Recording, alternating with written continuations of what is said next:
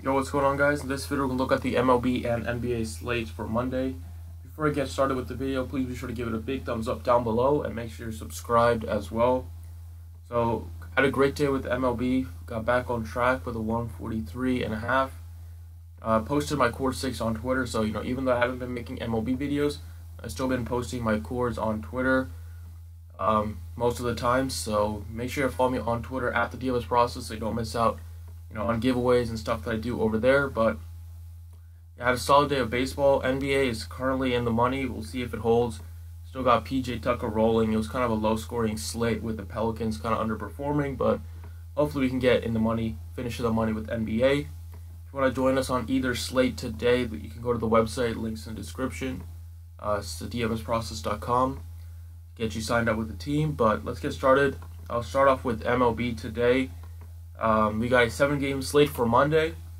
Pitching is kind of weak, especially on DraftKings where you have to roster 2 pitchers. So I'm not super comfortable with the slate as it is. There's only one stud that I consider, and that's Steven Strasburg. So even though he's expensive at 13.6, this is a great matchup for him. Probably one of the best matchups a pitcher can have, facing the Padres in a super friendly, pitcher-friendly ballpark in San Diego. The Padres are one of the most strikeout-prone teams in MLB, and they're facing an elite strikeout pitcher. So I expect Strasburg to rack up the Ks here, finish with over 30 DraftKings points, and if he does that, he will have, he'll be able to exceed value on his super high price tag. So I love Strasburg at 13.6. Second pitcher, I'm going to go kind of cheap, and I'm going to go with Jarlin Garcia of the Marlins. Now, he's a lefty facing the Cubs, and the Cubs just have not had any success against lefties so far this year. They're ranked 21st in batting average, 23rd in slugging percentage, only slugging a 381 against left-handed pitching. So the Cubs are just dreadful against lefties. Garcia absolutely crushed them the first time he played them. He put up 23.7, and he only threw 67 pitches in that game because the season was just starting, so pitchers didn't pitch that much. But his pitch count has been steadily increasing. He's now up to the 80s and 90s. So you can definitely push for 90 plus, maybe even get close to 100 here. Ballpark is definitely hitter friendly, but he's been really consistent facing a Cubs team that the offense has just not been the same this year, especially against lefties, as I mentioned. Near the bottom of the league in every offensive category against left-handed pitching, and Garcia already threw a gem against them in only, on opening day in only 67 pitches. So now that his pitch count's up, I think he can really push for, 25 to 30 on the slate, and he's only 5,900. Definitely really cheap and has great upside on that price tag. So those are two pitchers I got for you guys. Now let's get on to some of these bats, starting with catcher James McCann. Now, James McCann, I love playing him against lefties. You got to play James McCann against a lefty if you want to succeed. In DFS, last year was the same deal. Not many people play this guy. He's never very high owned, and that's a mistake because this dude absolutely crushes lefties. On this season so far, he's hitting .444 with an .833 slugging percentage, a 1.357 OPS against left-handed pitching. Last year the numbers were just as ridiculous. Last year he slugged a .558 against lefties. So this guy just absolutely crushes lefties. And now he's facing one of the worst lefties in all of baseball, Matt Moore. I expect the Tigers to put up some runs here, even though their offense isn't great. But I like a couple of Tigers, and James McCann is definitely my favorite catcher on the slate, and he's really cheap at just 3,300. So lock him in there.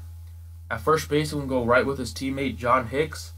He's another guy that has good numbers against lefties, not as crazy good as James McCann, but still better than his numbers against righties. And he's been really solid here since Miguel Cabrera's on the disabled list. They need John Hicks to really step up and play first base, pretty much full-time now, and he's been having good success, hitting .292 with 3 home runs already on the season. And he hasn't played that much since opening day, but as I mentioned, it's a lot more playing time now, and he's been making the most of it. You look at his game log. Only one time has he gotten you a dud. That was on the 8th. Other than that, he at least gives you something, and he does have home run upside. So he's a really solid play here at 3,500 against the lefty Matt Moore. Now at third base, let's go with Eugenio Suarez of the Reds. Now I want to stack some Reds here as well. They're facing a guy that's making his debut for the Mets, PJ Conlon. And that guy hasn't had good numbers in the minor leagues, so I'm not expecting him to have any success in the majors, at least not right away. He's a lefty. That means we can load up on some of these righties for the Reds, specifically guys like Suarez, who has great numbers against lefties on the season and in his career. He's been on fire lately. He raised his batting average up to 300. Already has 4 home runs as well, 20 RBIs. The Reds are implied to score a good amount of runs here on the slate, and Suarez is definitely going to be right in the middle of that. So 4,900, I love him at third base. Finally at outfield, let's go with Eddie Rosario, another guy that's just been on fire. He's facing Grant, another young kid that's just making his second start. He pitched 3 innings against the Mets, looked really good, but I still think that the Twins can put up some runs here. They've really been cooking the last couple days, specifically Rosario. Hit another home run today, make it 2 in a row, and he's just been on fire, specifically against right-handed pitching, slugging a .545 so far in the season against righties. So I love that matchup, and also the fact that 4,200 seems a bit too cheap for him, considering how hot he's been lately. All right, so now let's pivot to NBA. Already got the picks on the screen for you guys, but I started off with point guard Fred VanVleet at just 3,600. Now, last game, VanVleet actually drew the start in front of Serge Ibaka. He played 33 minutes. It was very disappointing, though, in those 33 minutes. Only shot 2 of 9 from the field, 1 of 7 from 3. Only had 12 DraftKings points. But it's interesting to see what Dwayne Casey decides to do here in this elimination game. If he goes back to VanVleet, I'll be all over him if he starts again, even if he comes off the bench.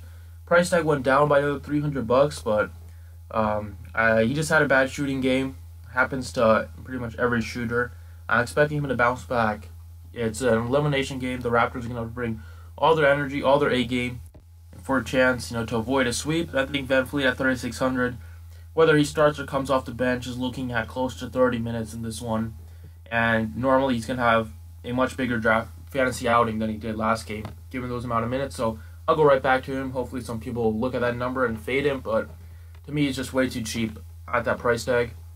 Shooting guard, let's go with J.J. Redick at 5,900. Now, not many people thought the Sixers would be in an 0-3 deficit, but here we are. Facing elimination against the Celtics, Sixers are going to have to bring, just like the Raptors, their A game. They're playing at home, which is nice, so I like J.J. Redick at 5,900.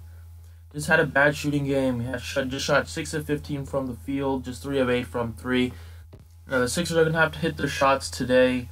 Redick takes, 15 to 20 shots a game normally, playing a ton of minutes. He should play a lot of minutes in this elimination game because Sixers really do need his offense, and at 5,900, I still like the upside that he has. He can get you close to 40 DraftKings points, and seems like a very safe play because he plays a lot of minutes and usually scores, 20 to 25 points a game. Small forward, let's go with Dario Saric at 6,000. Saric, has been consistent, getting you close to 30 DraftKings points all 3 games this series, playing 35 minutes a game usually, 30 to 35. But he's been really disappointing shooting the ball. Last game just shot 4 of 11. Game before that shot 4 of 13. So even though his shot's not falling you, he's still getting you 30 DraftKings points, right around there. So, if he ups his percentage to about 50%, we're looking at a guy that has close to 40-point upside. At 6,000, he seems a little too cheap. So I'll be going right back to him in an elimination game. Power forward, let's go with Kevin Love. Like I said last game, he's going to ride his momentum back into home in Toronto and have another big game, which he did with 50. I'm going to go right back to him. He's now got 7,800. His price tag is high. But Kevin Love is back. His confidence is back. That's the thing, especially with Kevin Love. We know he'll come out with the mental illnesses that he said he was dealing with, the mental struggles. So in a slump, that's like the worst feeling for him. But now that he's out of it, he never wants to go back, in a slump again. So he's going to ball hard every game. The Cavs are going looking for a sweep here. And Love just been dominant, pulling down rebounds lately. Got 16 boards last game. Plays a lot of minutes, and his shot is finally back. So I love Kevin Love at 78 because it looks like I might be fading LeBron on the slate. just because I don't think I have enough salary to fit him. But I really do want to get some exposure to the Cavs, and the best way is Kevin Love, if not going to get exposure from LeBron. And then finally at center, let's go with Embiid at 9,800. Embiid played 41 minutes in the overtime, got you 53 DraftKings points. Very disappointing shooting the ball, just 10 of 26. On the season, Embiid was a 47% shooter, so he just barely shot over 40%. In an elimination game, Embiid at home, I think I'm expecting him to show out. Could have like a career game, to try to save the Sixers season. 9,800, I'm going to be locking him in at center. Love the upside he has, and has like a floor in the 50s in this so far in all 3 games. So the worst I'm thinking he can get me is 50. The upside is like 70 plus. So love Embiid as my center. So there you have it. Those are my NBA and MLB picks. As I mentioned, please drop a like if you enjoyed. You can visit the website link in the description if you want to get on board. Thanks for watching, and see you all tomorrow.